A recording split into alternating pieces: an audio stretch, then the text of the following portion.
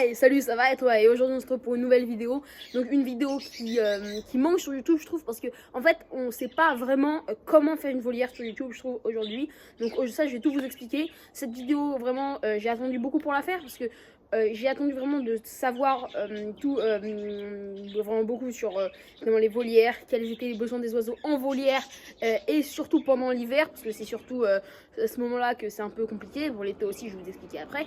Mais donc voilà, donc je compte sur vous pour mettre un pouce bleu, à vous abonner. Bon bref, vous savez ce qu'il vous reste à faire. On part pour la vidéo, c'est parti. Alors déjà, ce qu'il faut savoir quand on a une volière, c'est vraiment quelle exposition il faut lui donner. Donc moi je vous conseillerais une exposition plutôt sud pour l'hiver en tout cas, parce qu'en fait c'est super important, parce que par exemple là vous voyez cette nuit il va faire par exemple moins 7 degrés entre 6h et 11h. Alors au début on se dit c'est un petit peu flippant, je comprends que ce soit un petit peu flippant. Bah en fait pourquoi? Parce qu'on se dit l'oiseau, qu'est-ce qui se passe, est-ce que je le rentre? Ne faites pas ça, ne faites pas ça. Pourquoi? Parce qu'en fait si vous le rentrez, il a été habitué à rester dehors pendant longtemps, pendant finalement la saison, si là elle va vous le rentrer, et ben il va se déshabituer et après ça va être compliqué pour le remettre. Donc voilà, donc je vous conseille fortement de le laisser dehors, mais sous plusieurs conditions. Déjà, il faut qu'il soit au sud, qu'il ait du soleil, même quand, bon là voilà, je me caille même au soleil. Donc les oiseaux, ils ont une gestion du froid bien différente de nous. Pourquoi? En fait, les oiseaux, ils vont manger quelque chose et ça va les chauffer. Ils peuvent supporter beaucoup de température du moment qu'ils ont la nourriture adaptée. Je vais vous montrer ça après.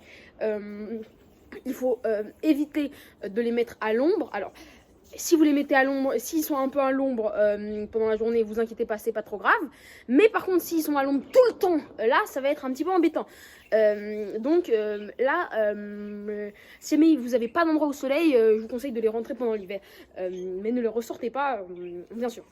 Donc, je vais vous montrer mes installations. C'est parti! Alors voilà, donc là en fait on a 7 perruches ondulées, donc 7 perruches ondulées. Alors là elles sont pas spécialement au soleil, mais vous voyez que c'est plein sud, donc le soleil tourne, donc là c'est pas trop grave, elles ont eu leur soleil. Elles ont de la nourriture que je vais vous montrer plus tard, elles ont de l'eau, la composition je vais vous la montrer plus tard. Ils ont une cage quand même assez grande pour se dégourdir, ils sont 7, donc ils peuvent se tenir chaud. La perruche ondulée, il n'y a pas besoin de nichoir, donc je passe à l'autre volière, c'est parti. Donc là, on a une volière avec 3 kakariki. Donc voilà, les kakariki, ils ont besoin de plus de voler, donc plus d'espace. Pareil, la nourriture et l'eau qui ont des besoins très spécifiques, je vais vous montrer plus tard. Donc vous voyez que là, on a un sol qui agrippe pas. En fait, c'est du sol qui est finalement plan. Et voilà, qui est au soleil. Donc voilà, donc là, ils peuvent vraiment se chauffer sans problème. Donc voilà, donc maintenant on va parler de l'eau avant de parler de la nourriture, parce que ça c'est deux trucs qui sont super importants quand il fait froid ou même quand il fait chaud. Alors quand tu es en extérieur, il va y avoir plus de prolifération bactérienne en été et moins en hiver, mais l'eau va pouvoir geler. Voilà. Donc en fait c'est quelque chose qui est assez embêtant, parce que si tu pars pendant toute la journée et que tu te rends compte que ton eau elle est gelée, ton oiseau il va être embêté. Donc comment tu fais? Mais si tu mets de l'eau chaude, elle va geler. Au bout d'un moment, c'est quasiment forcé si c'est en hiver. Donc comment tu vas faire? Et bien c'est très simple. Tu prends une petite bouteille comme moi. Donc en fait, quand tu es dehors, tu peux faire une méthode déjà pour solliciter le système immunitaire de tes oiseaux. Tu peux même leur donner tous les jours ça, il n'y a pas de problème. En fait, tu prends une bouteille d'1 litre. Tu prends une cuillère à soupe de vinaigre de cidre. Ne mets surtout pas de vermifuge tous les jours, hein, c'est extrêmement dangereux. Juste tu mets une petite cuillère de vinaigre de cidre que tu mets dans ta bouteille. Tu mets 1 litre d'eau, tu mélanges comme ça. Et voilà, tu leur donnes. Donc ça va solliciter leur système immunitaire, c'est super. Mais maintenant tu vas me dire, mais ça règle pas mon problème de gel. Eh ben c'est vrai. Comment on fait? C'est simple. En fait, là, il y a un aliment, tu vas me dire, non, c'est toxique. Bah, ça peut être toxique, mais ça ne l'est pas. En fait, si tu leur donnes sous une forme, une certaine forme, ça va être toxique, mais sous cette forme-là, ça ne l'est pas. En fait, qu'est-ce que c'est? C'est du miel. Et puis tu vas me dire, mais tu peux pas donner du miel à tes oiseaux. Et ben, bien sûr que si.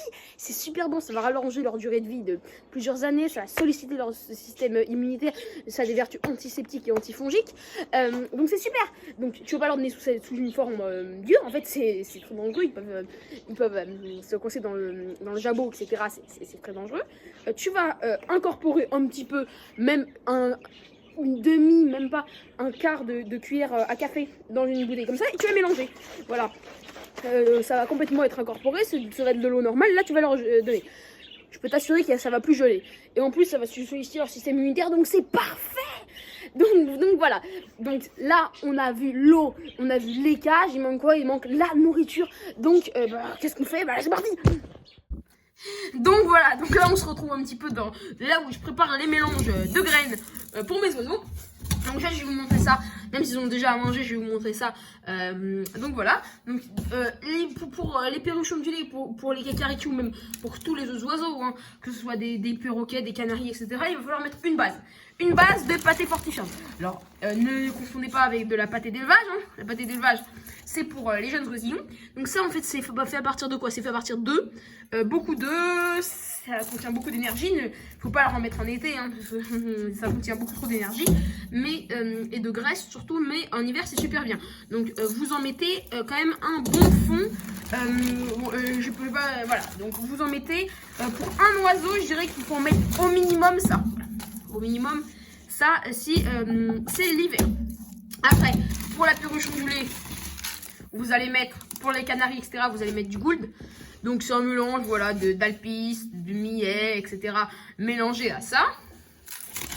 Vous allez mettre après deux poignées, hein, deux bonnes poignées.